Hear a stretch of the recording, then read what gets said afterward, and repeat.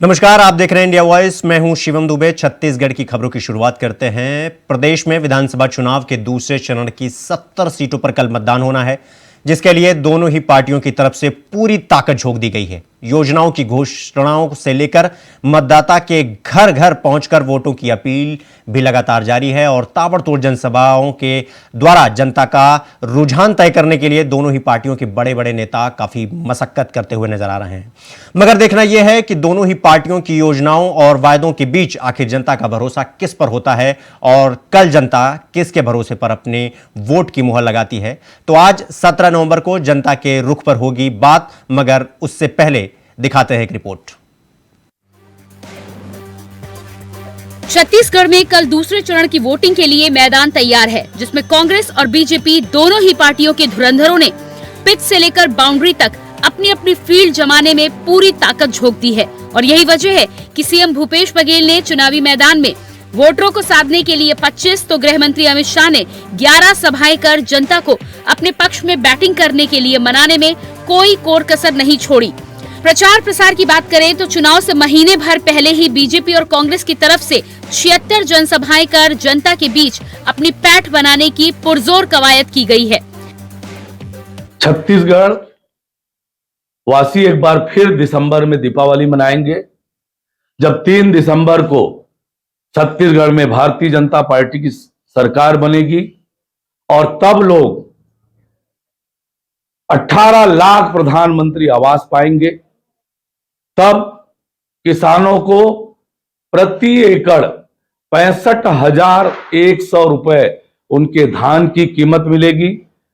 25 दिसंबर को 2 साल का रुका हुआ बोनस उन्हें मिलेगा। माताओं बहनों को हर महीने 1,000 रुपया मिलना प्रारंभ होगा। पीएससी घोटाले के जांच का आदेश होगा।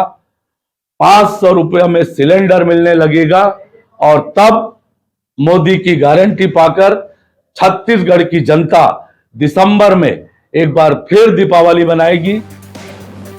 साथ ही चुनावी मौसम में वायदों और योजनाओं का अंबार भी जनता के सामने लगाया गया, जहां महिलाओं को 12,000 से 15,000 सालाना और किसानों की कर्ज माफी जैसी घोषणाओं के सहारे सत्ता तक पहुंचने की राह तराशने का काम सियासी दलों ने किया। साथ ही भूपेश के भरोसे के साथ मोदी की गारंटी का कार्ड जनता के सामने पेश किया गया, जिसके बाद अब चुनाव प्रचार थमने के बाद नेता घर घर पहुंच जनता को अपने पक्ष में वोट करने की अपील करते दिखाई दे रहे हैं।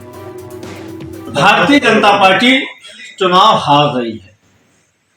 भारतीय जनता पार्टी ने यह मान लिया है मतदान के पहले कि उनकी बुरी तरीके से पराजय होने वाली है, इसलिए चुनाव हारने के बाद की जो बहाने की पटकथा है वो लिखने की तैयारी भाजपा शुरू कर चुकी है। चुनाव आयोग के पास जाके मनगढ़ंत शिकायतें, फर्जी शिकायतें, जिसका कोई आधार नहीं, ऐसी बातें कहना भारतीय जनता पार्टी का चरित्र बन चुका है।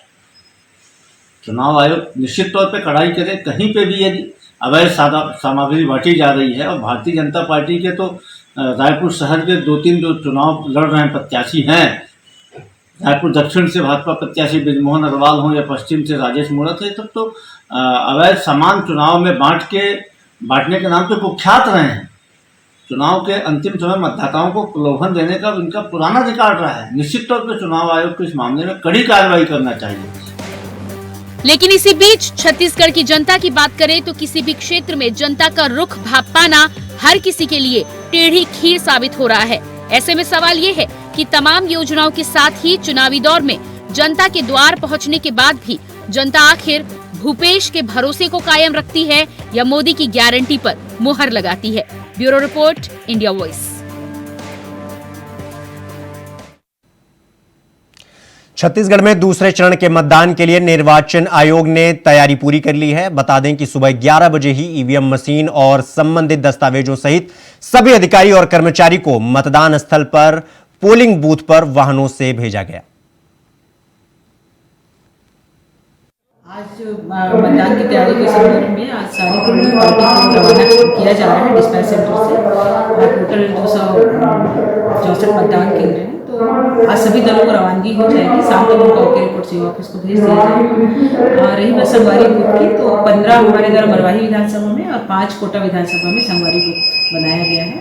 और साथ ही 2 युवा बूथ बनाए गए हैं और 2 PWD बूथ बनाए गए हैं। हाँ जी, संगवारी बूथ को ही पिंक बूथ कहा जाता है, जिसमें सारे जो पोलिंग पर्सनल के लोग हैं वो महिलाएं होती हैं और साथ ही जो सिक्योरिटी वाले हैं वो भी महिलाओं की ही ड्यूटी वहाँ पर लगाई गई है। तो ओवरऑल देखा जाए तो पिंक बूथ, संगवारी बूथ सारी महिलाओं द्वारा आयोजित किया जा रहा है। सूरजपुर, प्रतापपुर और प्रेमनगर कई वर्षों से हाथी की समस्या झेल रहा है। ऐसे में जहां अलग अलग दलों में यहां अक्सर हाथियों की आमद इस क्षेत्र में बनी रहती है, तो वहीं बीते दिनों प्रेमनगर में दर्जनों भर हाथियों ने ग्रामीणों में दहशत फैला दिया था। बता दें कि हाथियों ने कई एकड़ धान के फसलों को भी नुकसान पहुंचाया था। तो वहीं विधानसभा चुनाव में हाथी जिला प्रशासन के लिए मतदान के लिए चुनौती खड़ी करते नजर आ रहे हैं।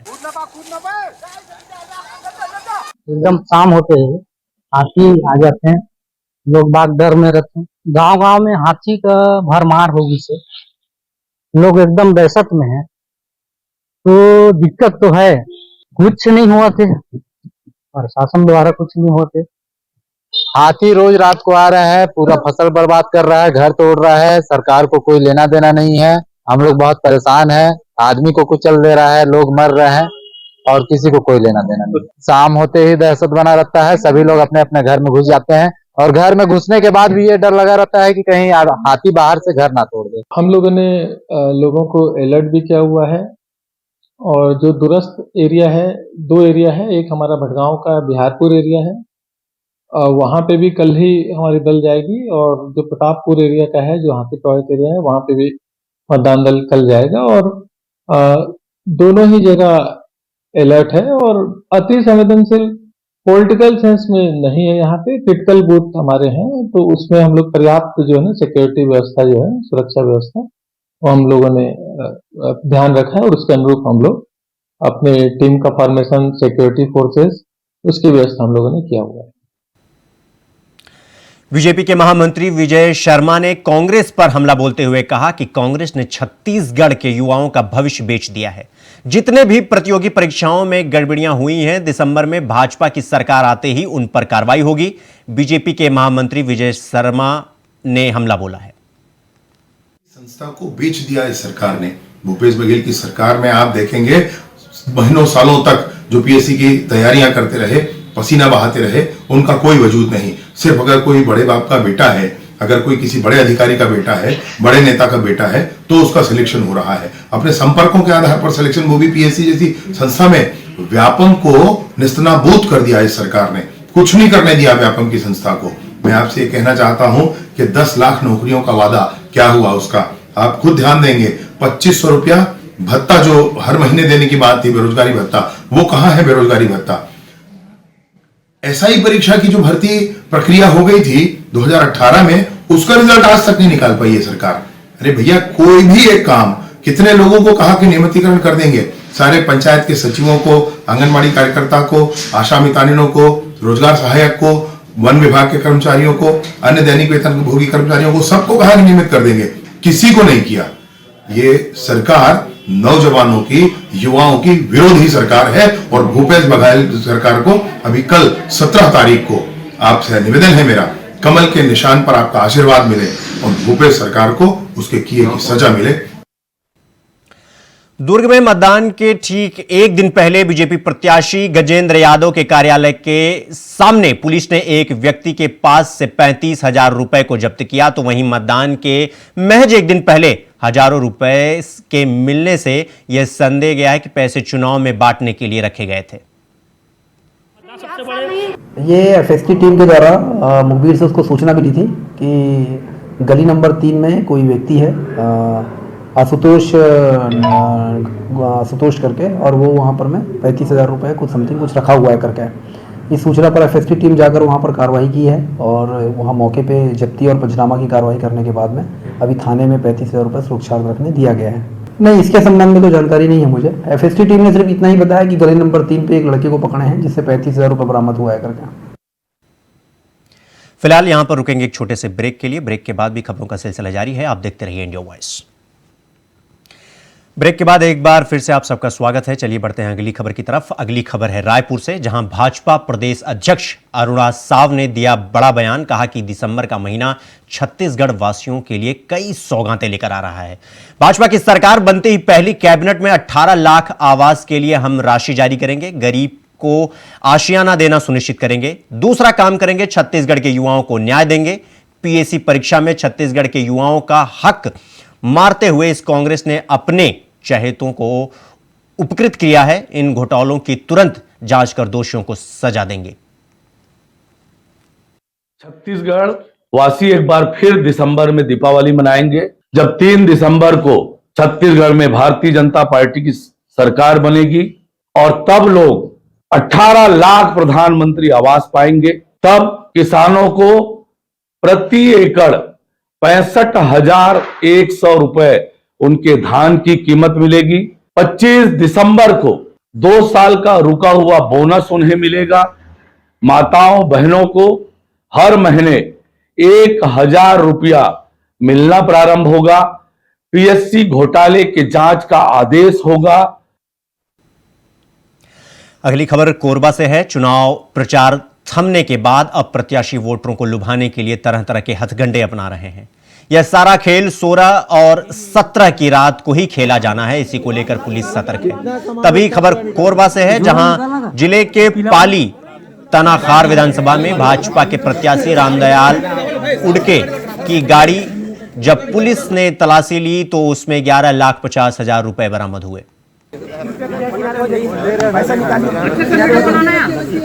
ये सामने जितना सामान उतना पूरा निकालो। खबर छत्तीसगढ़ के कांकेर से है, जहां एक पड़ोसी ने बुजुर्ग पर कुल्हाड़ी से जानलेवा हमला कर दिया। आपसी बातचीत के दौरान पड़ोसी ने बुजुर्ग पर वार कर दिया। बुजुर्ग के गर्दन पर गंभीर चोटें आईं। गंभीर रूप से घायल बुजुर्ग को पंखाजुर सिविल अस्पताल में भर्ती कराया गया, जहां उसका इलाज जारी है।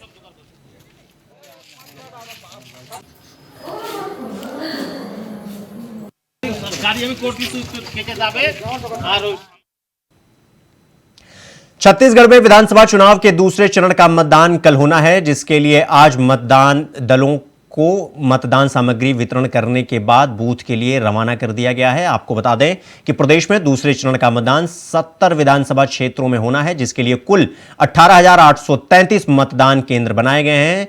इनमें से 700 संगवारी मतदान केंद्र हैं, जहां सिर्फ महिला मतदान कर्मी ही मौजूद रहेंगी। सुरक्षा के लिहाज से पुलिस और आर्मी के जवानों की तैनाती भी कर दी गई है। मतदान के दौरान चप्पे चप्पे पर पुलिस जवान तैनात रहेंगे। जिले में सेंट्रल पैरामिलिट्री फोर्स की 37 कंपनियां भी तैनात रहेंगी।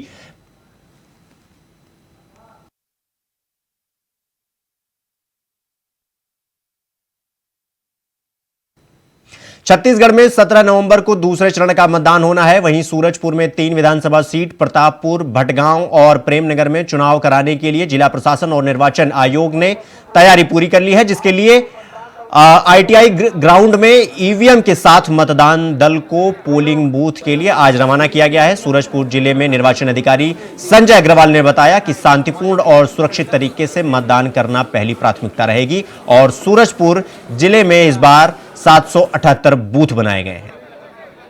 सूरजपुर जिले में 728 बूथ हैं और आईटीआई पर्री से सुबह हम लोग पोलिंग मटेरियल, जिसमें ईवीएम भी रहेगा और बाकी स्टेशनरी भी, लोग सारे मतदान दलों को सामग्री के साथ यहाँ से अपने अपने मतदान केंद्रों के लिए यहाँ से रवाना करेंगे। जैसे हर एक पोलिंग बूथ पे एक पीठासीन अधिकारी और 3 अन्य मतदान अधिकारी, 1, 2, 3 जो है ना, उनकी ड्यूटी लगाई गई है, तो टोटल 4 है। इसके अतिरिक्त मतदान केंद्र के बाहर सिक्योरिटी के हिसाब से लोगों की ड्यूटी लगाई गई है।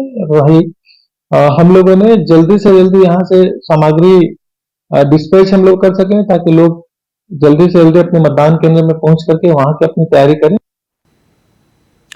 इसी के साथ फिलहाल इस बुलेटिन में इतना ही। देश और दुनिया की तमाम खबरों के लिए बने रहिए इंडिया वॉइस के साथ।